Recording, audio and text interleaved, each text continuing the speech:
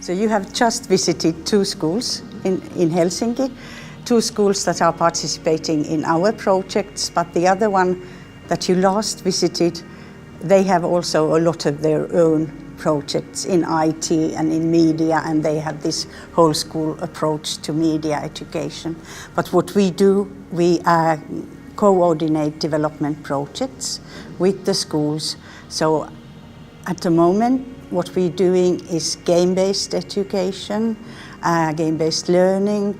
There's some programming there also, coding for kids. And then we've got online learning.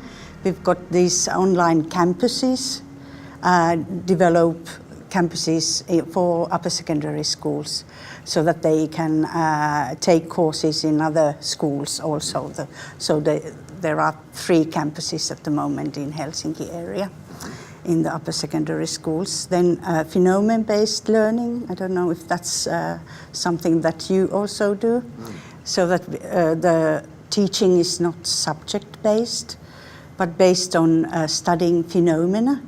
And students and kids, they learn in teams, a topic, a theme, for example, food or hunger or Europe or you name it.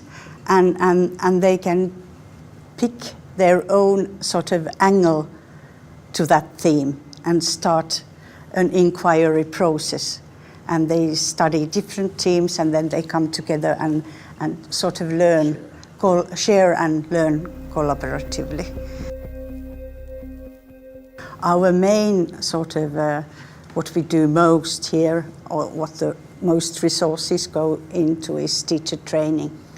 So we train teachers in learner-centered approaches in using media and ICT at schools. So the first module they take always is how to design learning processes. Yeah. Because the teachers are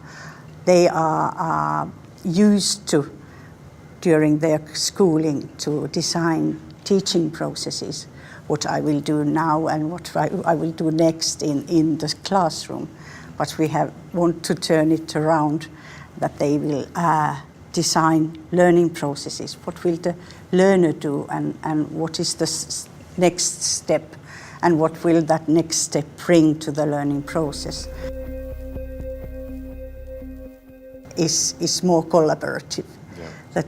That you sort of help the individuals at the schools more now, that they are doing the work and not the teachers standing there and doing all the work. Then he or she does not have the time to assist the pupils, but when the pupils are doing the work and really learning and hands-on, so the teacher has more time to assist. People that have more difficulty. Yeah. And you also find too that students help each other during that learner-centered approach too, Yeah, right? yeah. They actually, because they're allowed to collaborate, work on it together. Right? Yeah. Yes. And we have also found out that when this idea of the one-to-one computing came, that everyone needs to have an own.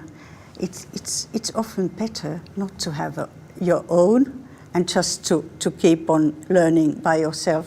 But when there is a group of kids, like 2 or 3 or even 4 in a group, then they will put into words what they think, and that helps themselves and the others to learn. It's true that often, even back home, the biggest question is, well, in order to do that, everybody needs a computer, and that's expensive, and we're not sure if we can do that. Whereas you're absolutely right. Sometimes it's just using the computer lab. That's what we saw at the last school. There was only one computer lab, and just the kids went there, and they did some work there, and then they came back. Yeah. You were asking about this coding. Yes. Coding and programming, that's not a subject. You must have heard that before from the National Board, that it's ICT is not a subject in the Finnish schools. Coding is not a subject as it is in Estonia. Right. I know, and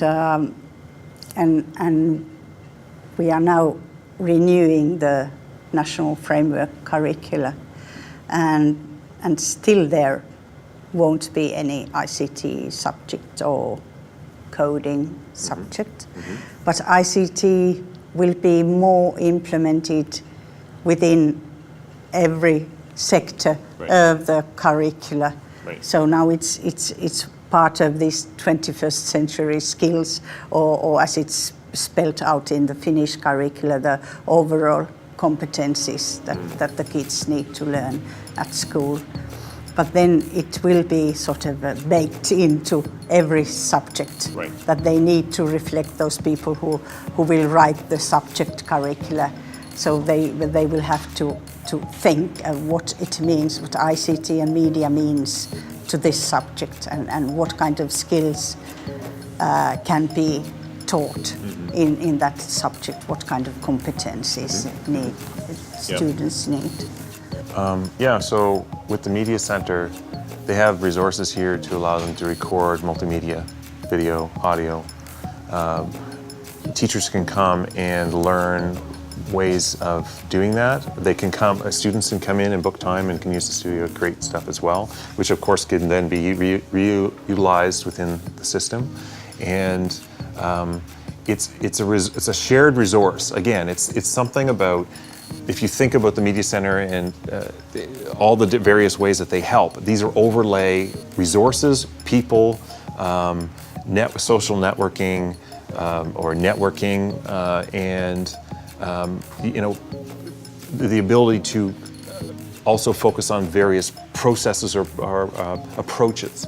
And so they have a resource center from that perspective to help accelerate and find best practices or find best approaches, and then share those amongst the others. And it's really, I see this as almost like they could call it the acceleration center, because it's about accelerating great ideas, great approaches, great media, getting stuff down and getting it done well, and then allowing things to grow and improve.